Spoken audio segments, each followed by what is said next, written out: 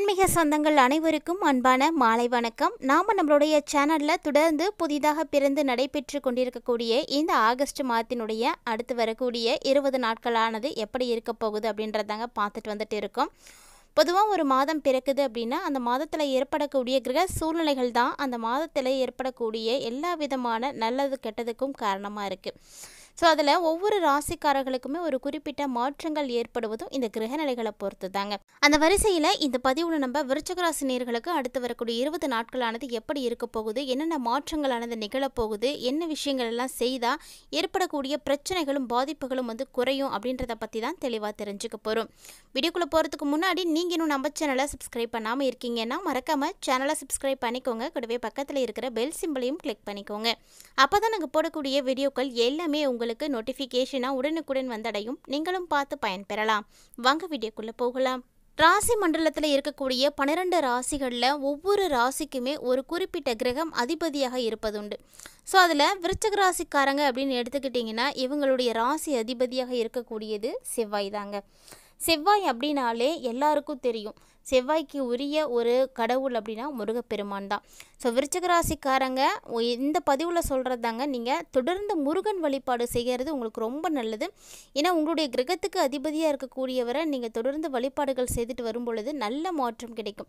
அதுவும் முருகனுடைய வழிபாடு செவ்வாய்க்கிழமைகளில் செவ்வாய் ஹோரையில் நீங்கள் தீபம் ஏற்றுறது, வெற்றில தீபம் போடுறது, செவ்வாய்க்கிழமையில் செவ்வரளி பூ வாங்கி கொடுக்கறது, முருகனுக்கு நெய் தீபம் போடுறது, இந்த மாதிரி சின்ன சின்ன விஷயங்கள் நீங்கள் செய்தீங்க அப்படின்னாலே போதும், நிறைய மாற்றங்கள் உங்களுக்கு கண்டிப்பாக கிடைக்கும்.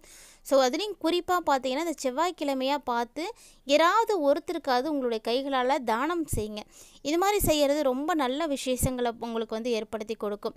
அதோட உங்களுடைய வீட்டில் யாராவது ஒருத்தர் விருச்சிக ராசிக்காரங்க இருந்தாலுமே கூட இந்த பதிவை உங்களோட ஷேர் பண்ணி விடுங்க. கண்டிப்பாக இனி உங்களுடைய வாழ்க்கையில் மாற்றங்கள் ஏற்படும் அப்படின்னு உறுதியாக சொல்லலாம். இந்த விஷயத்தை மட்டும் நீங்கள் கரெக்டாக ஃபாலோ பண்ணிக்கிட்டீங்க அப்படின்னா. ஸோ தொடர்ந்து முருகன் மீது நம்பிக்கை இருக்கக்கூடியவங்க என்னோட சேர்ந்து முருகனுக்குரிய அற்புதமான மாற்றத்தை கொடுக்கக்கூடிய மந்திரமான ஓம் சரவண பவ அப்படின்றத 3 முறை சொல்லிவிட்டு முடிஞ்சால் கமெண்ட் பாக்ஸில் ஒரு முறை டைப் பண்ணிவிடுங்க. ஸோ இந்த ஒரு விஷயத்தை மட்டும் எந்த விருச்சிக ராசிக்காரங்க தொடர்ந்து செய்கிறீங்களோ அவங்களுக்கு கண்டிப்பாக நல்ல மாற்றம் கிடைக்கும், எழுதி வச்சுக்கோங்க. ஸோ உங்கள் வீட்டில் யாரும் இருக்காங்க அப்படின்னா கூட அவங்களுக்கு இந்த பதிவு ஷேர் பண்ணிவிட்டு பார்த்து பயன்பெற சொல்லுங்கள். ஸோ இப்போ வாங்க விருச்சிக ராசிக்காரர்களுக்கு எப்படி இருக்குது அப்படின்றத நம்ம பார்த்துடலாம். பொதுவாக விருச்சிக ராசிக்காரங்களை பார்த்தீங்கன்னா எந்த ஒரு விஷயமா இருந்தாலுமே அதை நல்லா பகுத்து ஆராய்ந்து எல்லாத்தையும் செய்யக்கூடியவங்க அப்படின்னு சொல்லுவாங்க. ஸோ அப்படிப்பட்ட உங்களுக்கு இந்த மாதம் பார்த்தீங்கன்னா உங்களுடைய ராசி நாதனாக இருக்கக்கூடிய கிரகம் லாபஸ்தானத்தில் அமர்ந்து தனஸ்தானத்தை பார்க்குறாரு. இதனால என்ன நடக்கும் அப்படின்னு நீங்கள் யோசிக்கிறது எங்களுக்கு தெரியுதுங்க. ஸோ அதாவது நீங்கள் தனஸ்தானத்தை உங்களுடைய ராசிநாதன் லாபஸ்தானத்தில் இருந்து பார்க்கறதுனால அடைக்க முடியாமல் இருந்த கடனை அடைக்கிறதுக்கான வழி கிடைக்க போகுது. ஸோ பார்த்துக்கோங்க, உங்கள் ராசிநாதனுடைய ஒரு அற்புதமான அமைப்பு உங்களுடைய கடனை அடைக்கிறதுக்கான வழிகளை எல்லாம் உங்களுக்கு கொடுக்க போகுது. விரைவில் நீங்கள் அதிலேருந்து மீண்டு வருவீங்க. ஸோ அதனால் நான் முன்னாடி சொன்ன பரிகாரத்தையும் நீங்கள் கண்டிப்பாக தொடர்ந்து செய்யுங்க, நல்ல மாற்றம் கிடைக்கும். மேலும் பார்த்தீங்கன்னா விருச்சிக ராசிக்காரங்களுக்கு தொழில் ஸ்தானத்தில் கேது பகவான் அமர்ந்திருக்கிறாரு. அதனால் வெளிநாட்டு தொடர்புகளை எல்லாம் நீங்கள் உருவாக்கிப்பீங்க. வெளிநாட்டுக்கு உங்களுக்கு வேலைக்கு போகிறதுக்கான வாய்ப்பு நிறைய கிடைக்கும். ஸோ வெளிநாட்டில் யாரும் நண்பர்கள் இருக்காங்க, தெரிஞ்சவங்க இருக்காங்க அப்படின்னா அவங்களுடைய தொடர்புகள் இந்த டைமில் இன்னும் உங்களுக்கு அதிகரிக்க ஆரம்பிக்கும். எதையுமே எதிர்காலத்தில் நமக்கு சிறப்பாக இருக்கணும் அப்படின்ற மாதிரி நீங்கள் யோசித்து சிந்தித்து செயல்படுறதுக்கு உறுதுணையாக நிறைய உதவிகளானது இப்போ கிடைக்கும். ஸோ எதிர்காலம் உங்களுக்கு நல்லபடியாக செயல்படுறதுக்கு உறுதுணையாக இருக்கக்கூடிய ஒரு சில விஷயங்கள்லாம் இந்த டைமில் நடக்க போகுது. அதெல்லாம் கண்டிப்பாக மிஸ் பண்ணிடாதீங்க. மேலும் அஷ்டமஸ்தானத்தில் குரு பகவானோட சுக்கிர பகவான் இணைந்து இருக்கிறாங்க. அவங்க 2 பேர்த்தோடையும் பார்த்தீங்கன்னா புதனும் இணைந்து இருக்கிறாங்க. புதன் ஆட்சி பெறக்கூடிய இந்த ஒரு நேரம் விருச்சிக ராசி நேயர்களே உங்களுக்கு நல்ல நல்ல பலன்களை எல்லாம் பெற்று கொடுக்காது. ஆல்ரெடி குருவும் சுக்கிரனும் புதன் கிரகம் தான், ஆனால் அதனோட புதன் இணைந்து இருக்கிறது அப்படிங்கிறது உங்களுக்கு நல்லதில்லை. ஸோ அதனால் நல்ல பலன்கள் எல்லாம் உங்களுக்கு கிடைக்காது. ஸோ பெருசாக எதுவும் எதிர்பார்க்காதீங்க. புதுசாக தொழில் முயற்சிகளோ அல்லது கூட்டு தொழில் முயற்சிகளையோ கண்டிப்பாக இந்த டைமில் நீங்கள் செய்யக்கூடாது. அதையெல்லாம் தவிர்க்கிறதுக்கு பாருங்கள். உங்களுக்கு கிரகநிலைகள் சரியானதுக்கு அப்புறமா அதை பார்த்துக்கோங்க. உங்களுடைய வாழ்க்கைக்கு எது சரியோ அதை மட்டும் நீங்கள் செயல்படுத்துங்க. தேவையில்லாத விஷயத்துல எல்லாம் நீங்கள் ஈடுபடுறது இந்த டைமில் உங்களுக்கு அந்த அளவுக்கு நல்லது கிடையாது. அதே போல தாங்க ஒரு மற்றவங்களுடைய பிரச்சனைகள் எதுவும் நடந்துட்டு இருக்குது அப்படின்னா அதில் நீங்களாக தானாக போயிட்டு இன்வால்வ் ஆகாதீங்க. ஏன்னா மற்றவங்க விஷயத்தில் நீங்கள் தலையீடு பண்ணுறத எந்த அளவுக்கு குறைச்சிக்கிறீங்களோ அந்த அளவுக்கு உங்களுக்கு நல்லது. ஸோ நீங்கள் உங்களுடைய வாழ்க்கையை வந்து பாருங்கள், உங்களுடைய எதிர்காலத்தை சிறப்பாக அமைச்சிக்கிறதுக்கு என்ன பண்ணலாம், உங்களுக்கு என்ன மாதிரியான வேலை வாய்ப்புகள்லாம் இருக்குது, அந்த மாதிரியான விஷயத்த மட்டும் நீங்கள் சிந்திங்க. அடுத்தவங்களுடைய விஷயத்துக்கு நீங்கள் கண்டிப்பாக வந்து போயிடாதீங்க.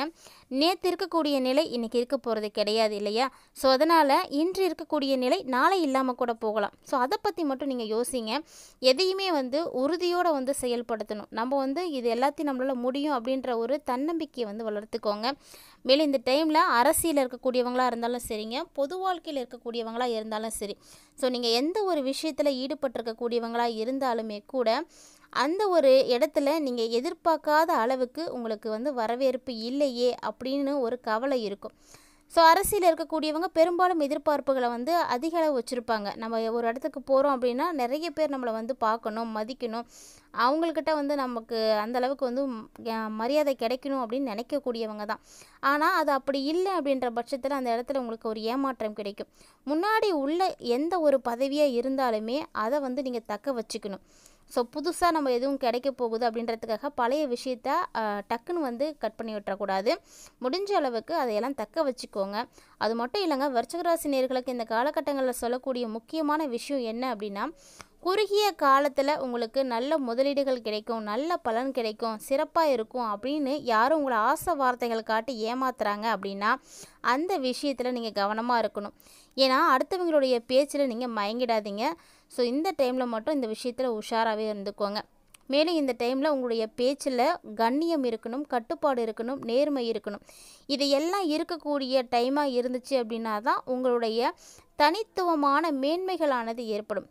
அதாவது விருச்சிக ராசி நேயர்களை பொறுத்த வரைக்கும் இந்த டைமில் உங்களுடைய தனித்திறமைகளால் நீங்கள் முன்னுக்கு வரத்துக்கு பாருங்கள். உங்களுடைய திறமைகளை அதிக அளவு வந்து பயன்படுத்துங்க. பலவிதமான காரியங்களில் நீங்கள் மேன்மை அடைவீங்க. அடுத்தவங்க பேச்சை நம்புனீங்க அப்படின்னா உங்களுக்கு நிச்சயம் ஏமாற்றம் இருக்குது. ஸோ நீங்கள் உங்களால் முடிந்த விஷயங்களை செய்யுங்க. உங்களால் என்னெல்லாம் வந்து செயல்படுத்த முடியுமோ அதை வந்து மட்டும் செய்யுங்க. எல்லாத்தையுமே செய்யக்கூடிய விஷயம் உங்களுக்கு ஆர்வத்தை வந்து ஏற்படுத்தி கொடுக்கும். ஸோ எதையுமே வந்து தொடர்ந்து செய்யும் பொழுது தான் நல்ல ஒரு பலன் கிடைக்கும். இந்த டைமில் விருச்சிக ராசி நேயர்களே உங்களுடைய பிடிவாத குணத்தை மட்டும் கண்டிப்பாக நீங்கள் கைவிட்டுடுங்க. அதை ஒன்றை விட்டுட்டு கொஞ்சம் அனுசரித்து போனீங்க அப்படின்னாவே போதுங்க. நிறைய மாற்றங்கள் உங்களுடைய வாழ்க்கையில் கண்டிப்பாக வந்து நடக்கும். அது நடக்கிறதுக்கான கால நேரங்கள் எல்லாமே வந்து கூடி வந்துடுச்சு. ஸோ பிடிவாத குணம் அப்படின்றது இந்த டைமில் உங்களுக்கு இருக்கவே கூடாது. கலைத்துறையில் இருக்கக்கூடிய விருச்சிக ராசி நேயர்களும் அப்படிதாங்க. இந்த காலகட்டங்களில் கொஞ்சம் காலம் மட்டும் நீங்கள் பொறுமையாக இருந்தீங்க அப்படின்னா போதும். எதிர்காலம் ரொம்ப பிரகாசமாக இருக்கிறதுக்கான நல்ல வாய்ப்புகள்லாம் உங்களுக்கு வந்து வரப்போகுது. அந்த வாய்ப்புகளை எல்லாத்தையுமே நீங்கள் சரியாக பயன்படுத்திக்கணும். அதாவது கொஞ்சம் காலம் மட்டும் நீங்கள் சொந்த தொழிலை விட்டுட்டு ஏதாவது வேலைக்கு போனீங்க அப்படின்னா சிறப்பாக வந்து இருப்பீங்க. ஒருவேளை நீங்கள் சுய தொழில் தான் செய்துட்ருக்கு, அந்த தொழிலை நான் விட்டுட்டு போக முடியாது அப்படின்ற பட்சத்தில் கொஞ்சம் காலம் நீங்கள் பொறுமையாக இருக்கிற மாதிரி தான் இருக்கும். ஸோ எதுவுமே வந்து நினச்ச உடனே வந்து நடந்துடாது. அதுக்காக பொறுமை அவசியமானது. இந்த பொறுமையை மட்டும் விருச்சிக ராசி நேயர்கள் முறையாக வந்து ஃபாலோ பண்ணிட்டு வந்தீங்க அப்படின்னாவே போதுங்க. நிறைய விஷயங்கள் உங்களுக்கு நல்லதாக நடக்கும். அவசரமாக எந்த ஒரு காரியத்தையும் வந்து செய்யாதீங்க. ஒருவேளை நீங்கள் அவசரமான காரியங்களை வந்து செஞ்சீங்க அப்படின்னா அது முழுமையாக வந்து நிறைவு பெறாது. அப்படிங்கிறத மனசில் வச்சுக்கோங்க. ஸோ இந்த டைமில் உங்களுக்கு நல்லது நடக்கணும் அப்படின்னா கண்டிப்பாக நீங்கள் எதையும் செய்யறதுக்கு முன்னாடி நல்ல தெளிவாக யோசித்து திட்டமிட்டு பொறுமையாக வந்து செய்யுங்க.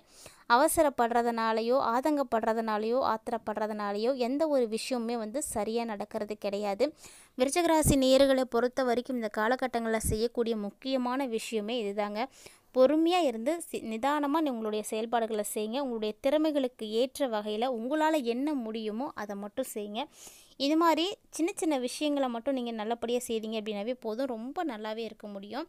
தொடர்ந்து உங்களுக்கு நல்ல மாற்றங்கள் கிடைக்கணும் அப்படின்னா இந்த ஆகஸ்ட் மாதத்தினுடைய இறுதி நாட்கள் சிறப்பாக இருக்க உங்களுடைய கிரகநிலைகளின் அடிப்படையில் செய்யப்படக்கூடிய வழிபாட்டு முறைகள் என்ன அப்படின்னா, ஞாயிற்றுக்கிழமை தோறும் அதாவது மாலையில் ராகு காலம் வருது இல்லையா, 4:30 to 6 மணி, இந்த நேரத்தில் நவ கிரகங்களுக்கு நீங்கள் நல்லெண்ணெய் தீபம் போட்டு வழிபாடுகள் செய்கிறது ரொம்ப நல்லது. நெய்வேத்தியமாக நவதானியம் வைத்து நீங்கள் வழிபாடுகள் செய்யலாம். இல்லைனா மிளகு கலந்த அன்னதானம் வைத்தும் நல்லபடியாக வந்து வேண்டிக்கலாம். இது மாதிரி செய்யும் பொழுது தடைப்பட்ட காரியங்கள் எல்லாமே வந்து சீக்கிரமாக நடக்க ஆரம்பிக்கும். கண்டிப்பாக வந்து ட்ரை பண்ணி பாருங்கள். வீடியோ பிடிச்சிருந்தா லைக் பண்ணுங்கள், ஷேர் பண்ணுங்கள், மறக்காமல் கமெண்ட் பண்ணுங்கள். மேலும் இது போல் பல இன்ட்ரெஸ்டிங்கான தகவல்களை எல்லாம் தொடர்ந்து பார்த்து தெரிஞ்சுக்கிறதுக்காக மறக்காமல் நம்ம சேனலை சப்ஸ்கிரைப் பண்ணிவிட்டு ஃபாலோ பண்ணிக்கோங்க. மேலும் ஆன்மீக ரீதியாக கொடுக்கப்படக்கூடிய எளிமையான பரிகாரங்களையும் கண்டிப்பாக செய்து பயன்பெறுங்க.